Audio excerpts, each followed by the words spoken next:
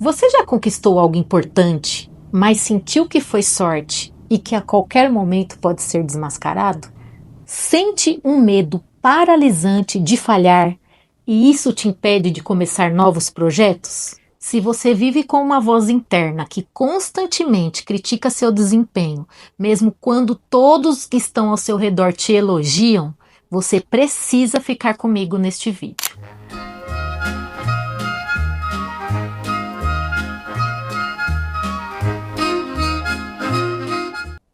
Olá, seja muito bem-vindo à nossa jornada de crescimento. Eu sou Júlia Graziella, formada em Pedagogia, Teologia e Neuropsicopedagogia.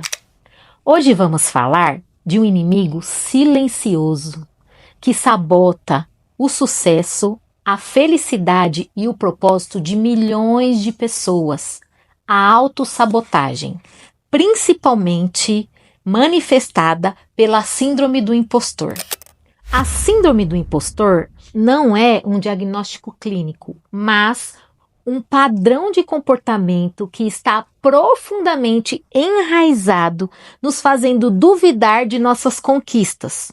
A pessoa que sofre com isso vive em um ciclo vicioso. Diante de desafios, ou ela procrastina ou se prepara excessivamente. Se falha, a crença de que é uma fraude se confirma. Se obtém sucesso, ela diz que foi sorte ou que foi um esforço sobre-humano, mas nunca pela sua capacidade. Mas por que isso acontece? A neurociência nos dá pistas valiosas. O nosso cérebro é uma máquina de aprender padrões. Muitas vezes, a raiz da síndrome do impostor está na infância ou adolescência. Uma criação com críticas excessivas, comparações constantes com amigos e irmãos, falta de validação, de conquistas e esforço, pode criar um caminho neural de inadequação.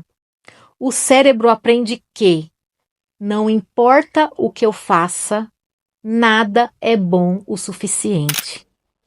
Esse padrão afeta o nosso sistema de recompensa. Ao invés de sentirmos prazer e satisfação com nossas conquistas, o cérebro de quem tem a síndrome do impostor dispara circuitos de medo e ansiedade, o mesmo que vimos no vídeo anterior sobre o trauma. A pergunta que fica é: o que vão pensar de mim? O foco sai da realização para a aprovação externa. A boa notícia é: assim como o cérebro aprendeu a se sabotar, ele pode reaprender a confiar. A chave para essa mudança tem um nome poderoso: neuroplasticidade. Se no nosso último vídeo nós falamos como o trauma fere o nosso cérebro, hoje vamos falar sobre a capacidade que ele tem de se curar e se reorganizar. A ciência chama isso de neuroplasticidade. Em Romanos 12:2, Paulo nos exorta: não se amoldem ao padrão deste mundo, mas transformem-se pela renovação da sua mente, para que sejam capazes de experimentar e comprovar a boa, agradável e perfeita vontade de Deus. Prestem atenção nessas duas palavras: transformem-se e renovação. Isso é neuroplasticidade em sua essência teológica. O que é neuroplasticidade? Neuroplasticidade é a capacidade que seus neurônios têm de criar novas conexões, fortalecer conexões já existentes ou enfraquecer outras. Cada pensamento, oração ou atitude que você toma tem capacidade de religar o seu cérebro. Os cientistas costumavam pensar que o cérebro era fixo depois da infância, mas hoje sabemos que ele é maleável por toda a vida. Como a fé potencializa essa renovação?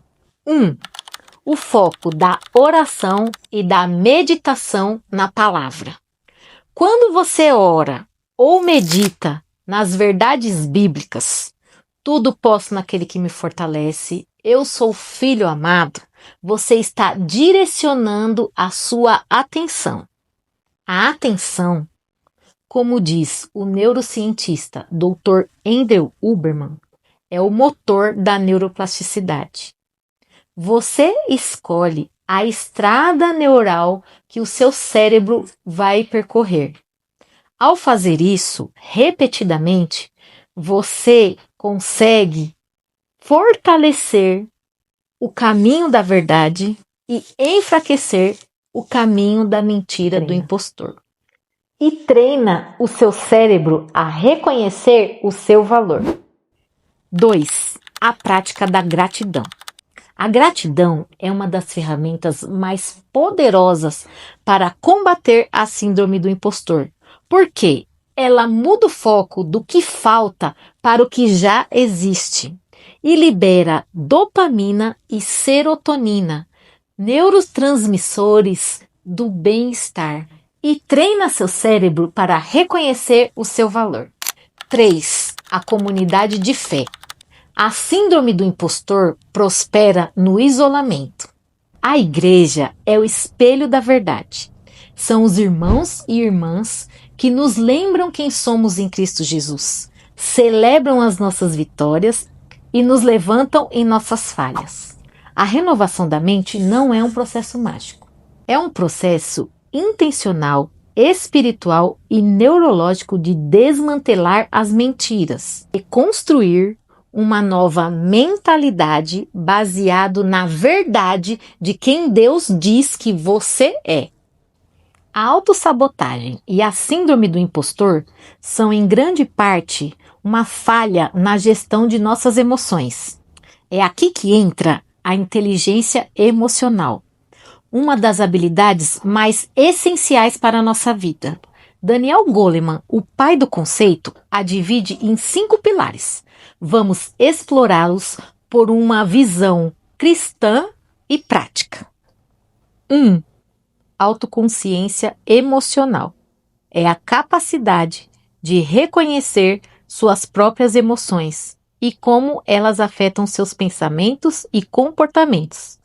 Para o cristão, é se perguntar: o que estou sentindo agora? É medo? Inveja? Orgulho? E levar esse sentimento a Deus em oração, como o salmista fazia: sonda-me, ó Deus, e conhece o meu coração. 2. Autocontrole ou gestão emocional. É a habilidade de gerenciar suas emoções, especialmente as negativas. Não significa reprimir, mas sim canalizar. A Bíblia chama isso de domínio próprio, um fruto do Espírito Santo. Gálatas 5, 22, 23. Quando a voz do impostor gritar: você é uma fraude, o autocontrole te permite respirar e responder com a verdade, em vez de reagir com pânico. 3. Automotivação. É usar suas emoções para alcançar seus objetivos. É a paixão, a perseverança. Para nós, a fonte suprema de motivação é o propósito em Deus. Quando você sabe que seu trabalho, sua família, seu ministério são parte de um chamado maior, a motivação transcende o medo do fracasso. Você não faz para provar algo, você faz porque foi chamado para isso. 4. Empatia. É a capacidade de sentir e compreender as emoções dos outros. Jesus foi o maior exemplo de empatia. A síndrome do impostor nos torna egocêntricos, focados em nossa própria inadequação. A empatia nos tira de nós mesmos e nos conecta com a dor e a alegria do outro. É o amar o próximo como a si mesmo na prática. 5. Habilidades sociais. É a arte de construir e manter relacionamentos saudáveis. A igreja, em seu ideal, é uma escola de habilidades sociais. É onde aprendemos a perdoar, a servir, a comunicar, a encorajar. Relacionamentos saudáveis são um antídoto poderoso contra a voz do impostor, pois nos fornecem um feedback real e amoroso. Desenvolver esses 5 pilares é um trabalho para a vida toda, mas é um caminho para escapar da prisão da autossabotagem e viver uma liberdade emocional que Deus planejou para nós. Lembre-se de Romanos 12:2. Você pode ser transformado pela renovação da sua mente. Muito obrigado por me ouvir até aqui. Deixe seu like, siga o nosso canal e se tiver alguma dúvida, coloque nos comentários. Tchau!